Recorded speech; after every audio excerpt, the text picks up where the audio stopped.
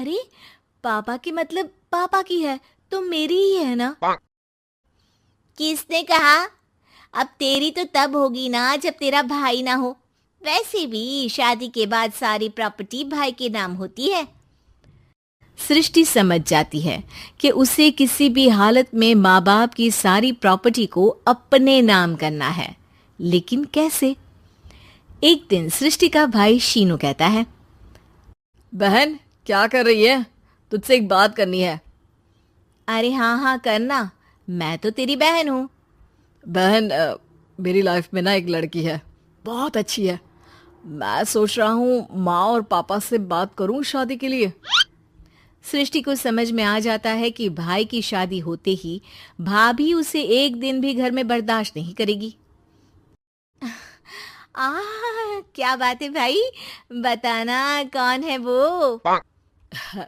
यार, वो बहुत अच्छी लड़की है, पढ़ी लिखी है, मेरे साथ जॉब भी करती है। बस एक प्रॉब्लम है। हाँ, प्रॉब्लम? क्या प्रॉब्लम है भाई? यार, वो शादीशुदा है, लेकिन उसके पति ने उसे सिर्फ इसलिए छोड़ दिया क्योंकि उसके माँ बाप दहेज नहीं दे पाए। सृष्टि ये सुनकर न जाने क्यों खुश हो जाती है। अरे भाई, तो क्या हुआ, लड़की तुझे तो पसंद है ना? शीनू को लगता है कि बहन उसे समझ रही है। वो इस बात से अनजान होता है कि उसकी बहन की मंशा पूरा घर हड़पने की है। सृष्टि अपनी माँ से कहती है, मम्मी, मुझे तो बहुत चिंता है। पता है शीनू क्या कर रहा है? अरे, क्या कर रहा है? वो तो काम पर जाता है और वापस घर आता है। नहीं ना माँ, वो यही तो नहीं कर रहा, बाकी सब कर रहा है। आपको पता है, उससे प्यार है, और वो भी एक शादीशुदा लड़की से। ये क्या हो गया? मैं सोसाइटी में क्या मुंह दिखाऊंगी? अरे, तेरे पापा तो यही कहेंगे कि मैंने ही उसे बिगाड़ दिया है। माँ देखो, मेरी बात मानो, पापा पर भी विश्वास करने की जरूरत नहीं है। अब आप ही बताओ, पापा इतनी देर घर के बाहर रहते हैं क्यों, बोलो? अरे बेटा, वो तो नौकरी करते हैं ना। तू बहुत भोली है माँ। पापा का ऑफिस तो 7 बजे खत्म हो जाता है, लेकिन देखो कितनी देर से आते हैं। अरे नहीं नहीं बेटा, ऐसी कोई बात नहीं है। सृष्टि माँ को एक औरत से बात करते पिता की फोटो दिखाती है। देखो माँ, कैसे हैं पापा? मैं ना कहती थी कि पापा सही नहीं है। मैं तेरे पापा से बात करूंगी। दे फोटो मुझे। ओ ओ माँ, वो तो डिलीट हो गई। लेकिन चल, तूने तो देख लिया ना। पापा से बाद में बात कर लेना, और हाँ, मेरा नाम बिल्कुल मत लेना, हाँ माँ।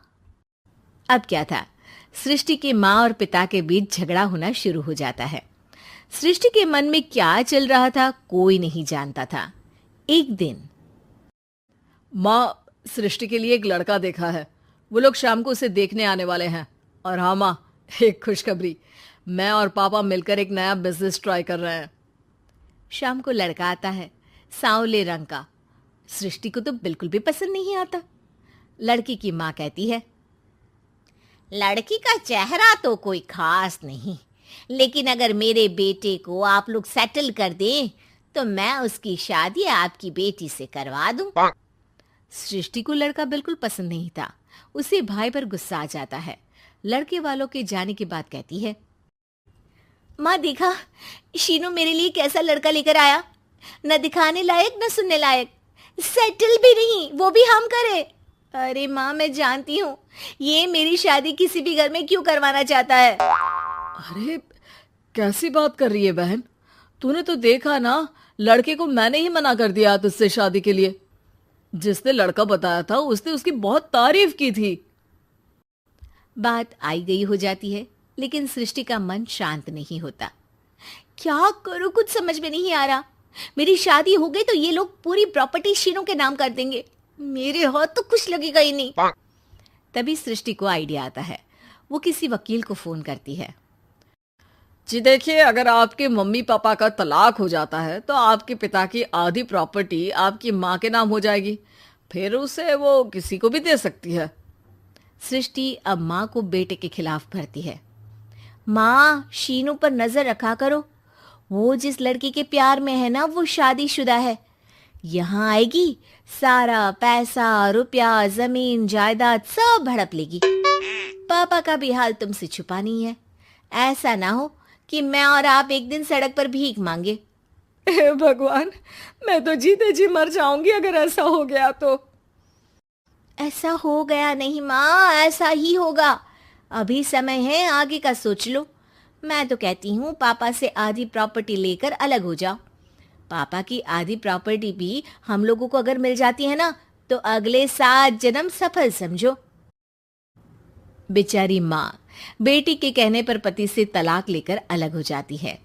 सृष्टि अब पैसों से गाड़ी और अपने दूसरे महंगे शौक पूरे करने लगी। उसके दोस्त भी उसके पैसे इस्तेमाल करते। सृष्टि, कल तुम कहाँ थी? मैं सारा दिन घर पर अकेली थी। तो मैं क्या करूं? मैंने ठेका तो नहीं लिया है ना तुम्हें संभालने का। माँ को सृष्टि से ये उम्मीद नहीं थी। वो बैठकर रोने लगती है। वहीं उसका पति यानी कि सृष्टि के पिता आ जाते हैं। मैं जानता था कि तुम्हारा यही हाल होगा, तो आपने मुझे रोका क्यों नहीं? मैं रोकता तो तुम रुकती क्या? सृष्टि के कहने पर तुमने मुझ पर, अपने बेटे पर शक किया, लेकिन तुम ये भूल गई कि कैसे हम दोनों ने मिलकर जीवन में इतना सब खड़ा किया। माँ पति के गले लग जाती है। मुझे माफ कर दीजिए, मैंने आपकी कमाई का एक बड़ा हिस्सा गवा दिया। कोई बात नहीं, तुम साथ हो तो मैं ऐसी 7 प्रॉपर्टी खड़ी कर दूंगा।